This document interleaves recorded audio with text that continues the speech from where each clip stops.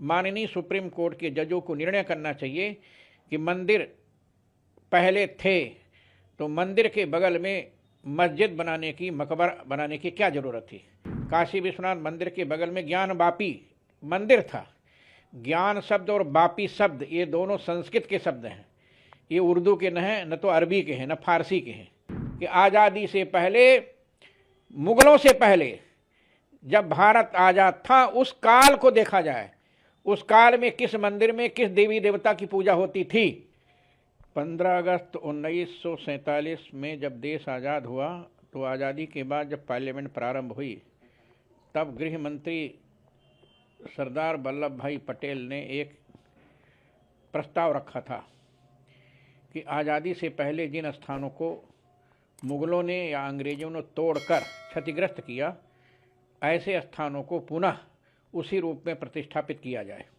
और उसी आधार पर सोमनाथ के मंदिर में सरदार वल्लभ भाई पटेल ने नया मंदिर बना करके भगवान विश्वनाथ की, भगवान शंकर की प्राण प्रतिष्ठा किया था।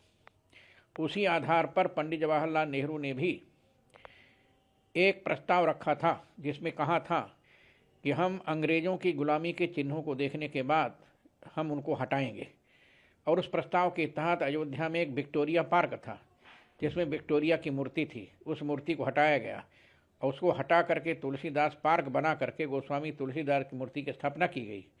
मेरा कहना था कि गुलामी के काल में अंग्रेज़ों ने और मुग़लों ने जो हिंदुओं के साथ अत्याचार किया, उस अत्याचार को रोकने के लिए ये अध्यादेश पर्याप्त है।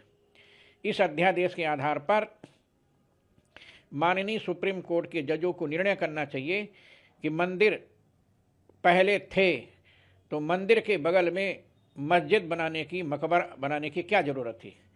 काशी विश्वनाथ मंदिर था, मंदिर है, मंदिर रहेगा।